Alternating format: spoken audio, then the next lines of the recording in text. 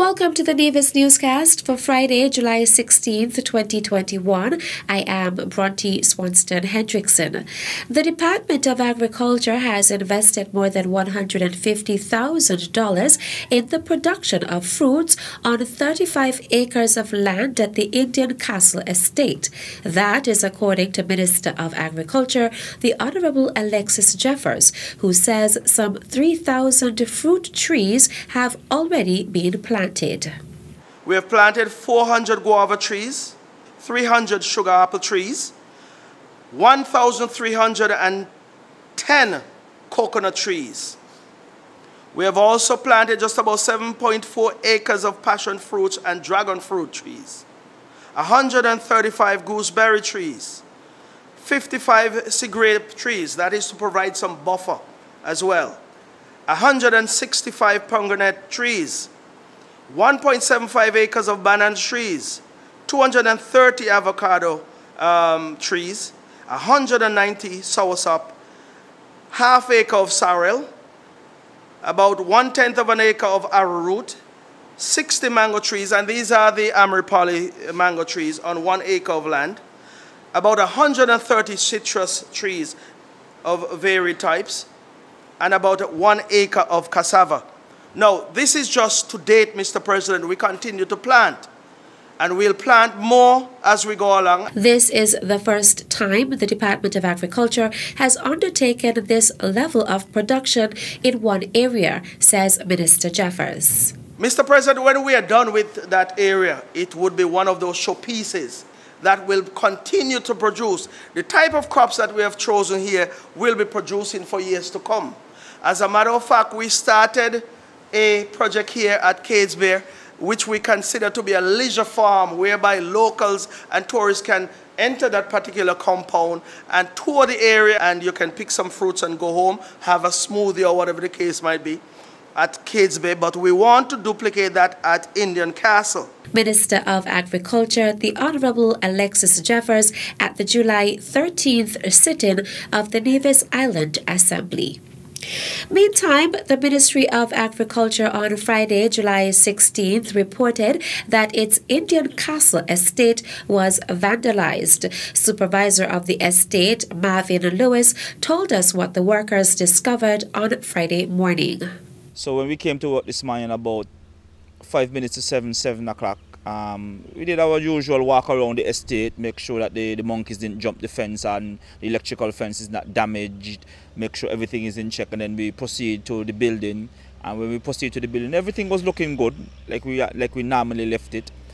But on entering, we realized that 3 of our weed eaters were missing. As we entered the building, everything looked all right, like we left it. But when we proceeded into the rooms that we have our weed eaters, we realized 3 of them were missing.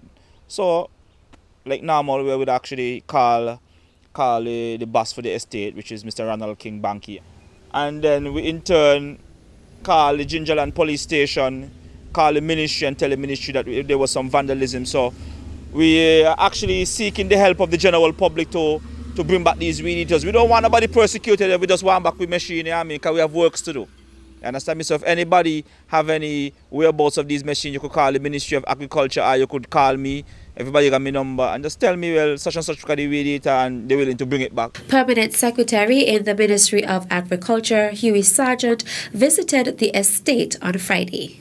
Combined, the 3 weed eaters value in excess of $10,000. And it is not so much that the value of what the weed eaters bring to the work here, but the amount of work that these weed eaters are used for.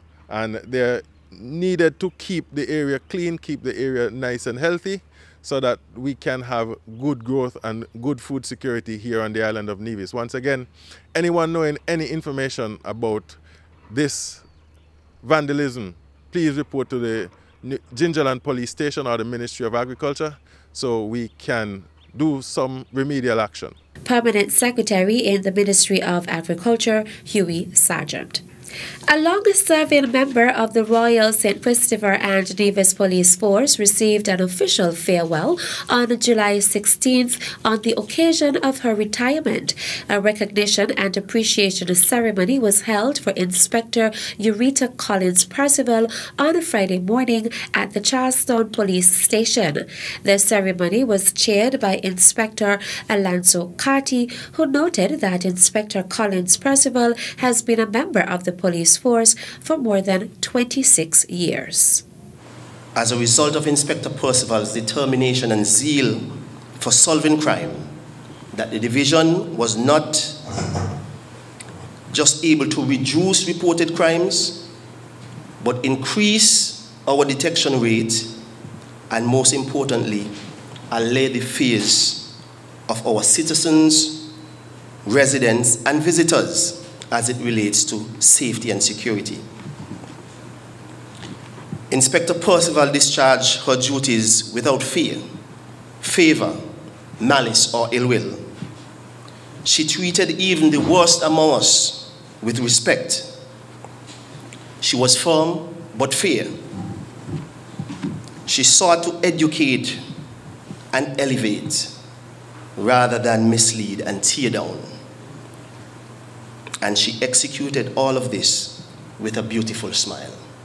You have certainly inspired me, Ms. Percival, and have contributed to my overall personal and professional development. Inspector Collins Percival was also presented with tokens of appreciation for her dedicated and exemplary service from the commander of the Nevis Division, Superintendent James Sutton, as well as Commissioner of Police Hilroy Brandy. Inspector Collins Percival gave most of her adult life of service to our country with distinction from the rank of Special Constable to Inspector. Her contribution to this organization has been valued over these years, and we hope that she enjoyed her much-deserved retirement. I would like to encourage her to continue to contribute in every possible way to nation building, but most importantly, spend valuable time with your family. As you make your departure from this organization, I implore you to look at your retirement as a time to enjoy the fruits of your labor. Although I will miss your smiling face at the office, no one is more deserving of retirement than you. Good luck on your retirement. Having worked with Inspector Percival, especially at the CID, I have recognized that she is an intelligent lady. She grabs concepts easily and uses critical thinking to address challenging situations. Inspector Percival, I admire you for your sustained display of punctuality and reliability. You have taught the members of the organization the art of loyalty and physical management. You have certainly left an indelible mark. Ms. Percival, I want to thank you very much for your service to the Royal St. Christopher and Nevis Police Force. On behalf of the High Command, I wish to say congratulations and I wish you God guidance. A number of tributes were also made by the colleagues of Inspector Percival, who lauded her for her sound advice, meticulous organization skills, thirst for knowledge, positive attitude, and interest in others' development. Many of you don't know that I joined this organization as a special constable. I joined that way because they said they had enough females in the force and they didn't want any more. When I left the training school after 6 months, I was able to leave my name behind as the best recruit. And the discipline that I gained, I also practiced as I went through the organization. The CID, VCU, SVU staff, I know you think that I am hard on you, And maybe some of you will be happy to see me go. Only a fool will expect everyone to love him. But I do what I do to get the best out of you. And when I leave, I will know deep down in my heart that I can rely on you. I try my best to teach you what I know. So I now admonish you to continue to read and read and read. Inspector Eureka Collins Percival has been a member of the police force since October 17, 1997. Emergency shelters in Nevis have been inspected, and the list has been made available via the Nevis Disaster Management Department's website, ndmd.kn. The Honourable Alexis Jeffers, Chair of Nevis Disaster Management Committee, says the committee continues to make preparations for any eventuality during the peak of the 2021 Atlantic hurricane season. Some good things have been happening also at the Cotton Ground and the Pond Hill community centers, which were outfitted with 1,000-gallon water tanks and also aluminum hurricane shutters. We are also in the process and have done so in regards to the Cotton Ground Community Center in installing VHF radio equipment. VHF radio equipment are scheduled to be installed at the Butlers Community Center, which is also an emergency center as well, along with the Alberta Payne Emergency Center in Bath.